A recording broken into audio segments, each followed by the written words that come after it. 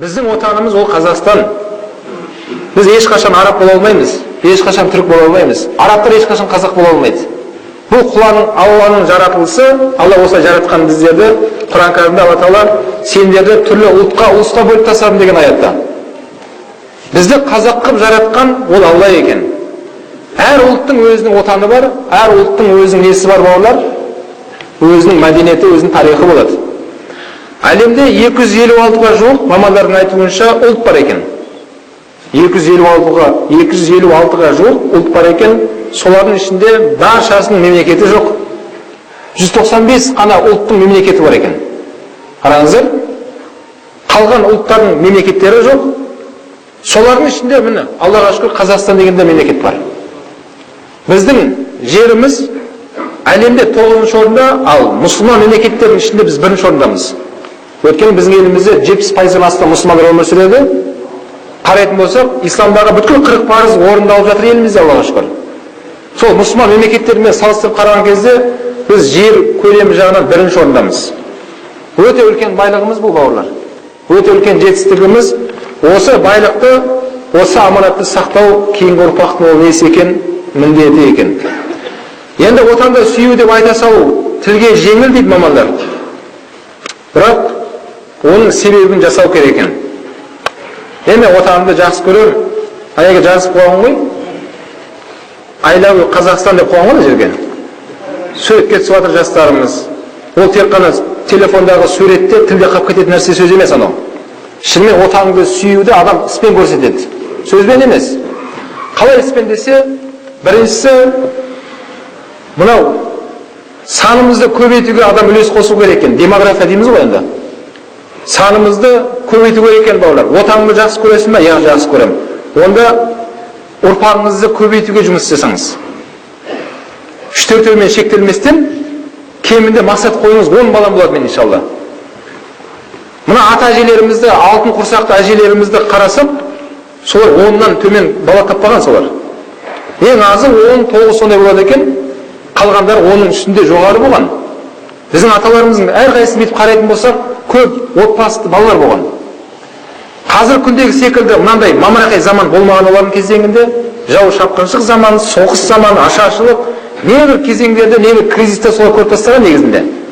Біздің қазір жүрісіміз ондай Алла көрсетпей қойсын. Аллаға шүкір біз керемет заманда өмір сүріп жатырмыз. Бірақ жаңағыдай сылтауымыз көп, айтатын сөздеріміз көбейеді кейде. Бауырлар, оны бәрін тастау керек. Енді осы сүйікті Қазақстанды, отанымызды жақсы көреміз бе? Біріншісі не екен, бауырлар? Демографияны көтеру керек. Ол үшін әйелдеріміздің жағдайын жасайық, олар денсаулықтарына қарайық. Жұмысымызды солардың бәріне жасап беру керек. Сөйтіп әйелдеріміз алаңдамастан баланың санын көбейту керек. Екіншісі, дүниеге келген балалардың сапасына мән беру керек екен. Дүниеге бала келгеннен кейін қазақ оны былай деп айтқан: Алла берсең баланы саналы қылып бер дейді. Саналы қылып бермесең шетінен ала бер деген. Балаларымызды сапалы қылып, Абай атамыз айтады: балаңды сапалы, саналы білім алуында дүниеңді аяма дейді. Балаларымыздың білім алуында дүниеңіздің бәрі соған құрбан бола берсін. Ол балаңыз екі дүниеде ақтап алады сол нәрсені. Осы өмірде де балаңыз өте сізге ақтап береді. Келесі өмірде де Құдайдың алдында жүзің жарық болып және ақтап береді. Бауырлар, біздің жұмысымызда, жүрісімізде бәрі сол. Олар айтады, үлкен капитал ол балаларымыз дейді. Сол балаларымызды, мынау ұл балаларымыз намысты, қайратты, жігерлі болып өссін иншалла. Қыздарымыз ұятты, сондай абыройымызды сақтайтын қыз балалар болып ұялып өсу керек екен. Сол кезде сіз отаныңызды сүйетініңізді дәлелдедіңіз. Қазақта екінші бір сөз бар: тәрбие отбасынан басталады. Қазір кейде бір екі адамның басы қосылып қалса, бір кейбір сөздер естіп қаламыз. Бауырлар, сыртқа сөз айтпай қойық. Сол нәрсені әркім өз отбасымызда жасайық. Әрқайсымыздың отбасымыз инабатты, үлгілі, отанды сүйетін, дінді жақсы көретін, Аллаға, пайғамбарға махаббаты шексіз болған осындай отбасы тәрбиелей берейік әрқайсымыз. Біздің артымызда өсіп жатқан ұрпақтарымыз сіз айтқаннан да жақсы өмірге жететін болады Құдай қаласа, және отанды сүйгеніңізді не істеген боласыз? Тәрбиелеген боласыз. Үшіншіден, біздің сол балаларымыз, бауырлар, мемлекеттік тілде сөйлеу керек. мемлекеттік тілде. Біздің мемлекеттік тіліміз Конституцияда жазылып тұр, қандай тіл? Қазақ тілі. Қазақ тілінде сөйлеу керек. Мына бір жақ Дулат атамыз айтады. Алыстан алаш десе асығамын дейді. Қазақты қазақ десе мақтанамын дейді. Болғанда әкем қазақ, шешем қазақ, мен неге қазақтан сақтанамын дейді. Балалар осылай жырлаған. Өзіміздің ұлтымызды көтеріп, осындай. Бұл ұлтқа бөліну емес, бұл мемлекеттік тіл бізде. Мамандар айтып жатыр, біздің балаларымыз қазақша түс көру керек дейді. Балаларымыз қазақша ойлау керек екен. Сол кезде барып сіздің отанға сүйгіштігіңізді дәлелдедіңіз, сіздің өміріңіздің жалғасы шынымен Қазақстанды сүйетін ұрпақ тасып кеттіңіз сіз. Егер қазақша түс көрмейтін болса балаларымыз, мемлекеттік тілде сөйлемейтін болса баламыз, онда біздің отанды сүйемін, тәуелсіздігімді жақсы көремін деген ол жай сөз болып қалды дейді. Өйткені қазақта сөз бар екен, адам мың жасамайды, адам ұрпағымен мың жасайды.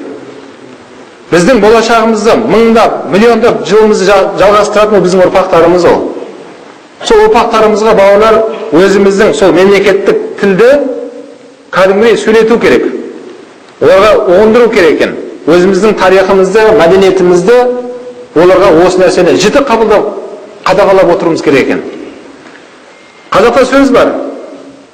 Өзге тілдің бәрін бір, өз тіліңді құрметте дейді.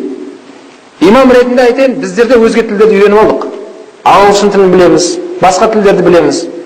Бірақ өз тіліміз ол ана тіліміз. Бұл мемлекеттік тіл. Осы нәрсе әрқайсымыздың жүрегімізде тұру керек, бауырлар. Отбасымызда балаларымызға мемлекеттік тілде сөйлесу керек олармен. Оларға сол мемлекеттік тілдегі мультиктарды көрсету керек. Соған қатысты кітаптарды оқыту керек балаларға. Сол кезде бар біз тәуелсіздігімізде иншалла баянды болады Құдай қаласа. Және балаларымызға сол отан сүйгіштік баланың жүрегінде өсіп өне бастайды.